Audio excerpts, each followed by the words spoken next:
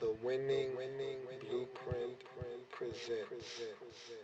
While you're here, go ahead and sub up.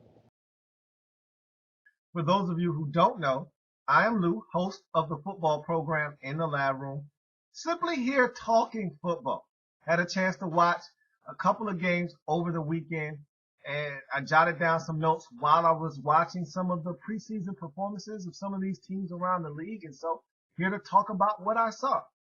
This time specifically talking about the Detroit Lions and their game against the New York Jets, their preseason opener at home at Ford Field. And so let's talk about the Detroit Lions performance in this opening preseason game. Won't be very lengthy or wordy. I'll get straight to the point so this video does not drag on. Let's talk about the Detroit Lions and that opening preseason tilt. Now, early emphasis offensively.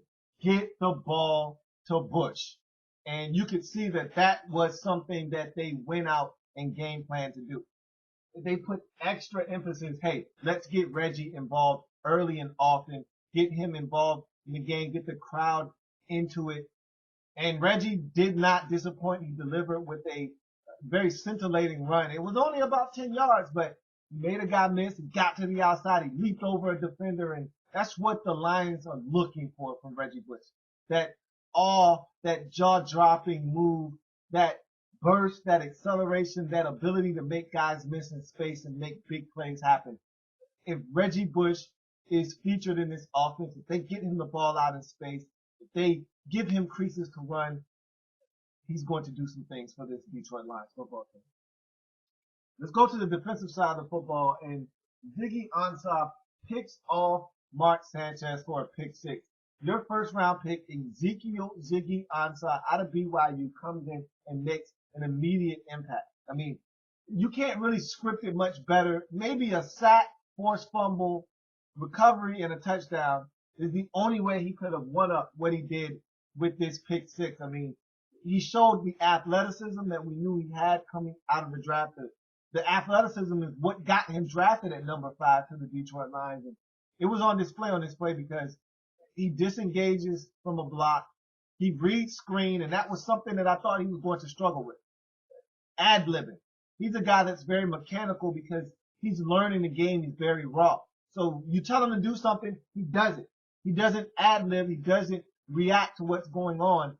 And I thought he did a wonderful job of reading screen, seeing it develop before him, not going after Sanchez, but kind of falling back a little bit and seeing the ball being delivered and plucking it out of the air. And that's the athleticism. Showing good hands, taking that ball, plucking it out of the air, taking it in for 6. Big play. Ziggy Ansah looks really, really good. And he was actually playing some good ball on that defensive line as well. Getting after the quarterback, stopping the running backs in the run game. And so you got yourself a player here. Let's see what Ziggy Ansah will continue to do throughout the preseason and into the regular season for the Detroit Lions. Glover Quinn almost picked off Mark Sanchez as well on another screen attempt. This one going off the fingertips of Kellen Winslow Jr. And Glover Quinn had it. Winslow hit him simultaneously as he was trying to corral the football, jarring it loose. But I tell you what, Glover Quinn is another guy that you're extremely high on. Young safety. You got him from the Texans in free agency.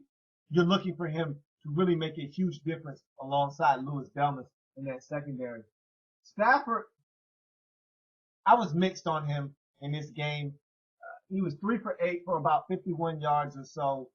All of those yards going to Calvin Johnson. So him and Heavens, the Megatron, are right now in sync just as they were a season ago. But this can't happen again. We can't have this again. This 3 for 8, 51 yards, all to Calvin Johnson, can't happen again. You got to get some other guys involved. I don't know if it's going to be Durham or if Nate Burleson is going to come back and give you something. But this can't happen again. This cannot happen again. Guys got to step up. And I don't know if it's going to be the young receiver out of Virginia Tech. Somebody has to step up across from Calvin Johnson. We can't do this again. So that was a little alarming. Stafford wasn't his best, but we got to find other targets to throw the football. And we'll talk about a guy that really stepped up and threw his name in the hat a little bit later. 47-yard field goal by David Akers. Why is this important? Why are we talking about a simple field goal in a preseason game?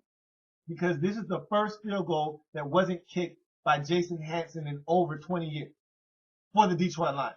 And another important fact here is David Akers is your kicker, and he struggled mightily last year. He dealt with an injury, and so he's healthy now.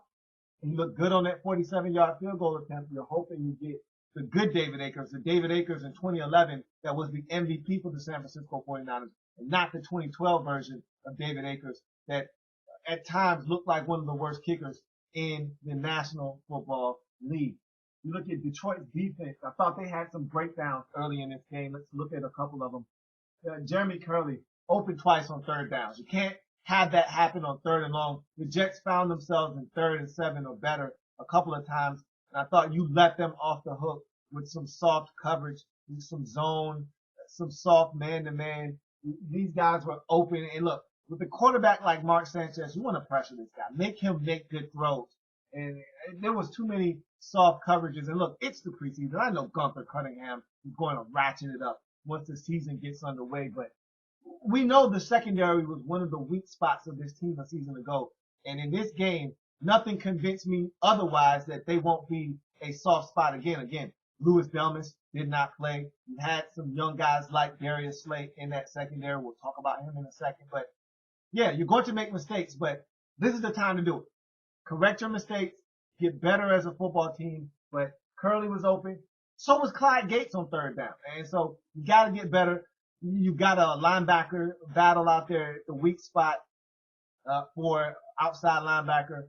Tahir Whitehead was out there battling with Ashley Palmer, and Whitehead was beaten on a out route by Kevin Winslow Jr., and that went for a big gain. And so you got a busted coverage on the touchdown pass to Jeff Cumberland. You got to be better. As a defense, you can't have this many defensive breakdowns, especially on third down. You got to get off the field.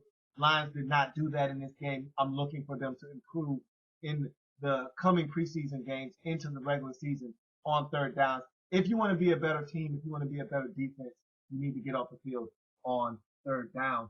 So you look at Darius Slay, and I talked about him a second ago. I said we were going to talk about him. He's being moved around, and I like that. He's the young corner you drafted in the first round out of Mississippi State. You had him out wide at times. I saw him in the slot blitzing, and so Gunther Cunningham is definitely going to use him as a chess piece, move him around and do different things with Darius Slay. I like that. And he got pressure on the quarterback when he blitzed. He didn't get there, but I see the potential for what Gunther Cunningham is trying to do with him. Matt Willis, this is the guy I talked about throwing his name in the hat when I talked about a receiver possibly stepping up. He's trying to get some burn, is Matt Willis. And I severely underestimated what he could do. I thought he came from Denver and he was just going to help you on special teams.